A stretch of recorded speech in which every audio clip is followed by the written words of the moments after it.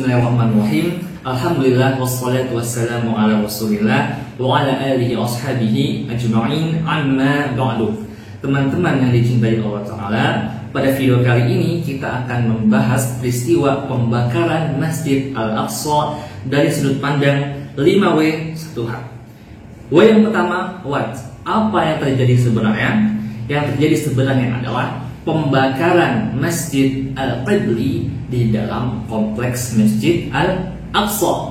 Pertanyaan kedua, where? Di mana peristiwa ini terjadi? Jawabannya adalah peristiwa ini terjadi seperti yang saya sebutkan di dalam Masjid Al-Qibli, di dalam kompleks Masjid Al-Aqsa, yang dimana Masjid Al-Aqsa ini terletak di kota Al-Quds atau kita sebut dengan kota Yerusalem. Dari Al-Aqsa sendiri memiliki luas kurang lebih 14,4 hektar. Dari masjid yang sangat luas ini, yang terbakar hanya Masjid Al-Qibli, bukan semuanya, gitu ya. Jadi yang terbakar Masjid Al-Qibli, bukan keseluruhan dari Masjid Al-Aqsa yang memiliki luas 14,4 hektar.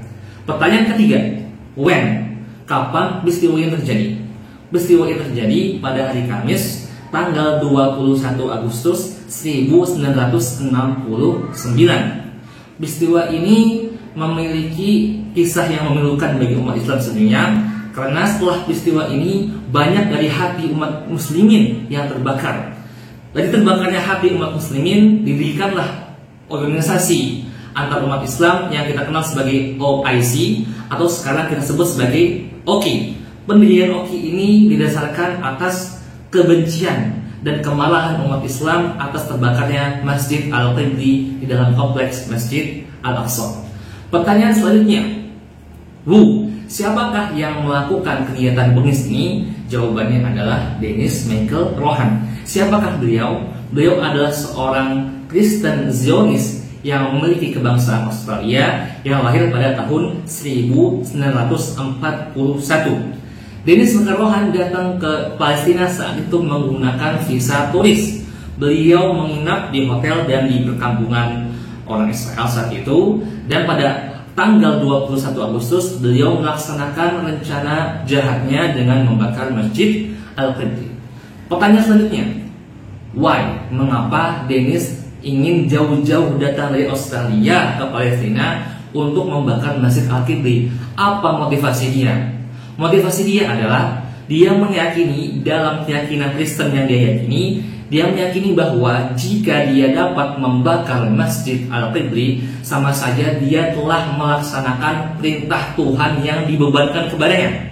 Karena dia meyakini jika Masjid Al-Qibli dapat terbakar, maka dia sudah membantu umat Yahudi untuk membangun kuil ketiga. Jika kuil ketiga terbangun, maka Yesus Kristus akan turun ke muka bumi dan terlaksanalah nubuat yang selama ini mereka tunggu-tunggu dan mereka yakini. Tapi lucunya teman-teman semua, sebenarnya apa yang Dennis yakini dalam ajaran itu salah. Kenapa? Karena dalam ajarannya seharusnya yang dia bakar itu adalah Qubbatus Sakhrah atau kita kenal sebagai Dome of the Rock, bukan Masjid Al-Qibli. Berarti pada peristiwa ini Dennis salah bakar. Harusnya membakar Qubbatus Sakhrah, tapi beliau malah membakar Masjid Al-Qibli. Terakhir, how? Bagaimana peristiwa ini terjadi? Seperti yang kita kutip dari perkataan Syekh Yaqin Sobri, peristiwa ini terjadi pada pagi hari, pada hari Kamis 21 Agustus tahun 69. Dennis membawa rijen berisi minyak tanah yang dapat membakar Masjid Al-Qibli. Saat peristiwa pembakaran ini, dengan sengaja pemerintah kota Madya Al-Quds yang saat itu sudah dikuasai oleh Zionis Israel, dengan sengaja mereka memperlambat sampainya pemadam kebakaran untuk dapat memadamkan api di Masjid Al-Qibli. Berarti dengan kata lain, pemerintah Zionis dengan sengaja membiarkan api ini melahap sebagian besar bagian dari Masjid Al-Qibli.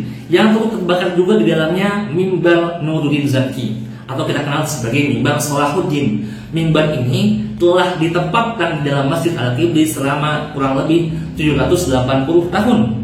Mimbar ini adalah mimbar lambang pembebasan umat Islam dari kaum salib. Mimbar ini adalah mimbar kemenangan umat Islam, simbol umat Islam yang dengan jahatnya dibakar oleh Dennis Michael Rohan.